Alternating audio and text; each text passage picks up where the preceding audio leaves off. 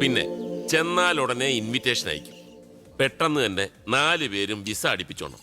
അമേരിക്കയിൽ 15 രാത്രിയും 14 പകലും ഞങ്ങൾ തന്നെ സ്പോൺസർ ചെയ്തിരിക്കുന്നു, ഫ്ലൈറ്റ് ടിക്കറ്റ് ഉൾപ്പെടെ. അല്ലൂടി എന്താടി അമേരിക്ക എന്നൊക്കെ പറഞ്ഞിട്ട് നിനക്കൊരു ഫീല് വരുന്നില്ലല്ലോ? അല്ല, അമേരിക്ക കുറഞ്ഞു പോയോ? എന്നാ പറ, ആർട്ടിക്ക അന്റാർട്ടിക്ക പറഞ്ഞോളൂ. അതെ, ഞാനൊരു വൈൻ ഓർഡർ ചെയ്യുക, കൂടുന്നവർക്ക് കൂടാം. ഞാൻ പറഞ്ഞല്ലോ, ഈ ഒരു കാര്യത്തിൽ ഞാൻ ആരെയും നിർബന്ധിക്കത്തില്ല, ആരുടെ ഉപദേശം കേൾക്കത്തുമില്ല. ഇച്ചായ വേണ്ട, ഇച്ചായൻ ഒറ്റയ്ക്ക് വൈനൊക്കെ തന്നെ, പക്ഷെ ഇതില്ലാതെ ഇച്ചായന് പറ്റില്ല എന്ന് തോന്നും കാണുന്നവർക്ക്. കണ്ടോ, ഇതാണ് രക്തബന്ധത്തിന്റെ ഒരു കെയർ. വേണ്ട, എന്റെ പെങ്ങളോട് ഐക്യദാർഢ്യം പ്രകടിപ്പിച്ച് ചങ്ക് തകരുന്ന വേദനയോട് ഇന്നത്തേക്ക് ക്യാൻസൽ. എന്താ അണ്ണാ, നമ്മളൊക്കെ അറിയുന്നവരല്ലേ, ഇച്ചായൻ കഴിച്ചോട്ടെ. ഇച്ചായൻ ഒറ്റയ്ക്ക് കഴിക്കണ്ട. അളിയന് ഞാൻ ഒരു കമ്പനി കൊടുക്കാൻ പോവാ, ഒരു റെഡ് വൈൻ. എനിക്കൊരു വൈറ്റ് വൈൻ. കഴിക്കില്ല എന്ന് ഇന്നലെ പ്രിയ പറഞ്ഞത് വെറുതെ ആയിരുന്നല്ലേ, ഞങ്ങളെ പറ്റിക്കാൻ. അതുകൊണ്ടൊക്കെ ഇതിവിടെ വേണ്ടാന്ന് പറഞ്ഞത്. ഓക്കെ ഓക്കെ, ഇന്നലെ ഞാൻ പറഞ്ഞത് പിൻവലിച്ചിരിക്കുന്നു. തോന്നുമ്പോ പറയാ, തോന്നുമ്പോ പിൻവലിക്കുക. ബാക്കിയുള്ളവരൊക്കെ അതിനനുസരിച്ച് നിക്കണം എന്നാണോ? അതെ, ഇനി ഞാനൊരു ലോക തത്വം പറയാം. ഈ ഫുഡ് അധിക നേരം ഇരുന്നാൽ തണുത്തു പോകും, അതുകൊണ്ട് ഇതങ്ങോട്ട് കഴിക്കുക.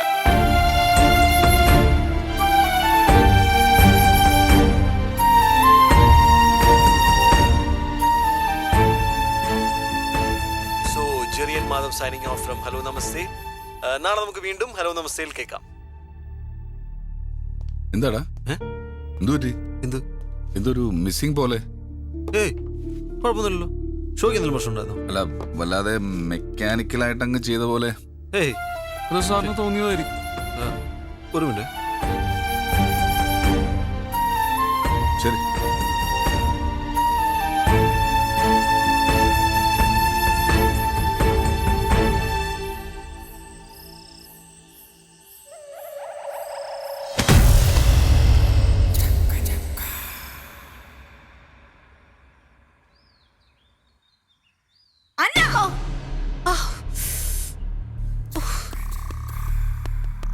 ഇന്നിനി എന്താണാവോ?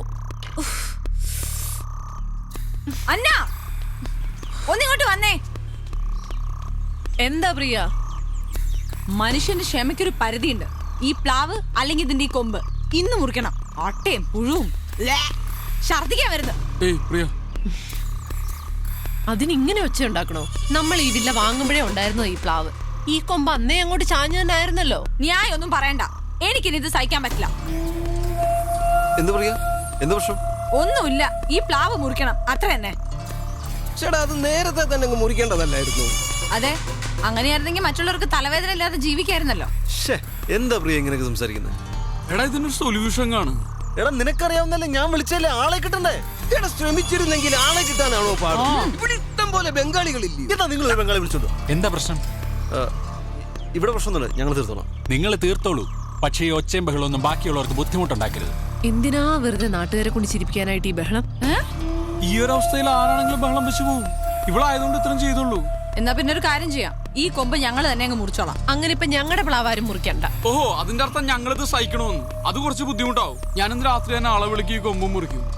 അത് പറ്റത്തില്ല. എന്ന് വെച്ചാൽ സമയമാകുമ്പോൾ ഞാൻ തന്നെ അങ്ങ് മുറിക്കും. പിന്നെ വേറെ എന്തെങ്കിലും പ്രശ്നം ഉണ്ടെങ്കിൽ അത് ഇങ്ങനെയല്ല എക്സ്പ്രസ് ചെയ്യുന്നത്. നീ ആവശ്യമില്ലാതെ സംസാരിക്കരുത് കേട്ടോ. നീ എന്നെ സംസാരിക്കാൻ പഠിപ്പിക്കണ്ട. ഭാര്യയും ഭർത്താവും കൂടെ മനുഷ്യന്റെ സ്വഭാവം മോശമാക്കരുത്.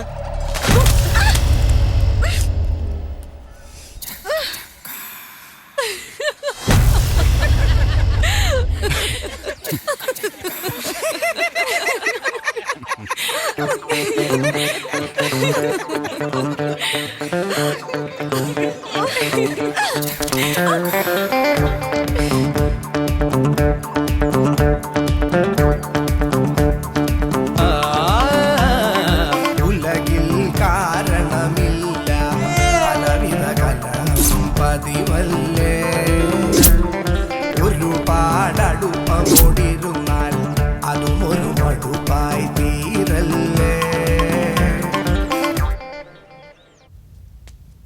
എന്താ വേണ്ട? ഒരു കോഫി വേണം. കോഫി. ചക്കപ്പഴത്തിന് മണമുണ്ടോ? ഒരു കോഫി തരാം. മണം കിട്ടുന്നുണ്ട് ചക്കപ്പഴത്തിന്റെ? ഇല്ല. കോഫി അല്ലേ? ആ. അപ്പൊ എനിക്കൊരു ചായ. ആ.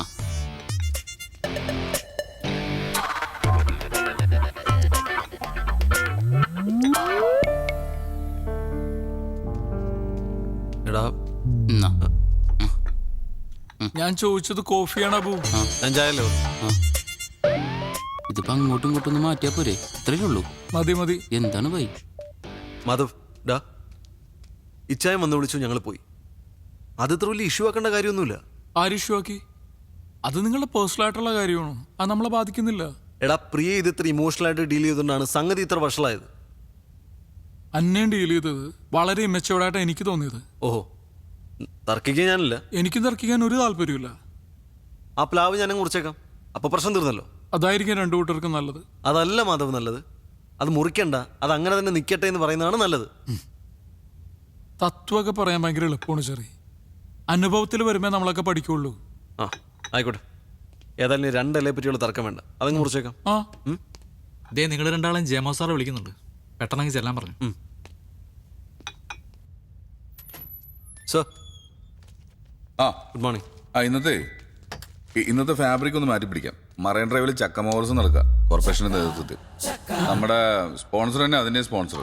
ഇനി മുതൽ ഒരാഴ്ചത്തേക്ക് ഈ ചക്ക മഹോത്സവമാണ് നമ്മുടെ ഫാബ്രിക്. തുടങ്ങിക്കോ. ചക്കയാ സർ? ചക്ക വേണ്ട സർ. സാർ നമുക്കൊരു മാങ്ങ വല്ലതും പിടിക്കാം. മാങ്ങയില്ലെങ്കിൽ കുഴപ്പമില്ല, വല്ല തേങ്ങ. ചക്കപ്പഴത്തിന് വരും തേങ്ങപ്പഴം.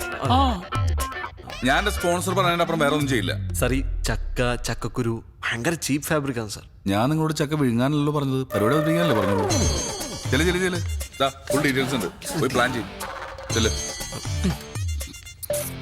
മധുരം കട്ട സാറിന് ചക്കയുടെ മണം കിട്ടുന്നുണ്ടോ? എനിക്ക് കിട്ടി. എനിക്ക് മണത്തോ?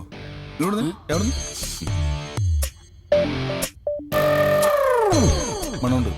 ചായക്ക അല്ല ചക്കക്ക്. ചക്കക്ക് ഗുഡ് മോർണിംഗ് കൊച്ചി.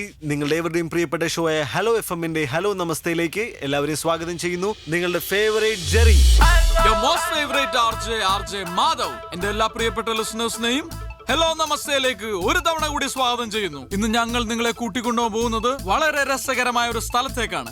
എവിടേക്കാണ് മാധവ്? മെറൈൻ ഡ്രൈവിലേക്ക്. അവിടെ നടക്കുന്നത് ചക്ക മഹോത്സവമാണ്. ചക്ക മഹോത്സവം സുഹൃത്തുക്കളെ, നമ്മുടെ കേരളത്തിൽ ആദ്യമായി കൊച്ചിയിൽ അതാ നടക്കുന്നു ചക്ക മഹോത്സവം.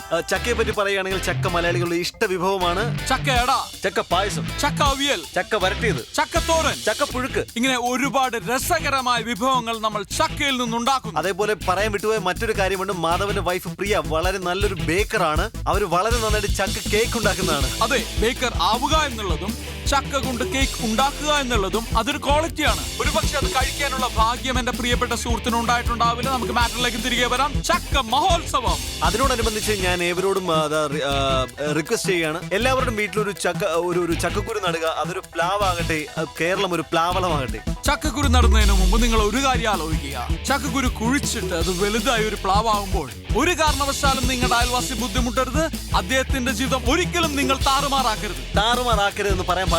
ഒരു തെറ്റായ പ്രയോഗമാണ്, അതങ്ങനെ പറയാൻ പാടില്ല. അതിലേക്ക് നമുക്ക് പിന്നീട് കടക്കാം. പ്ലാവില് നമ്മൾ നൊസ്റ്റാൾജിയാണ്. പ്ലാവിലുണ്ട് കുമ്പിള് കുത്തി കഞ്ഞി കുടിക്കാത്തവരെ ആരുണ്ട് സുഹൃത്തുക്കളെ? അതേപോലെ തന്നെ നമുക്ക് എല്ലാവർക്കും അറിയാം, ചെറുപ്പത്തിൽ നമുക്ക് നമ്മുടെ അച്ഛനപ്പന്മാര് തൊപ്പി ഉണ്ടാക്കി, പ്ലാവിലുകൊണ്ട് തൊപ്പി ഉണ്ടാക്കി നമ്മുടെ പോലീസുകാരാക്കിയിട്ടുണ്ട്. നിങ്ങളുടെ പ്ലാവ് മുഖേന അയൽവാസിക്ക് ബുദ്ധിമുട്ടുണ്ടാവുകയാണെങ്കിൽ തീർച്ചയായിട്ടും പോലീസ് ഇടപെടുക തന്നെ ചെയ്യും.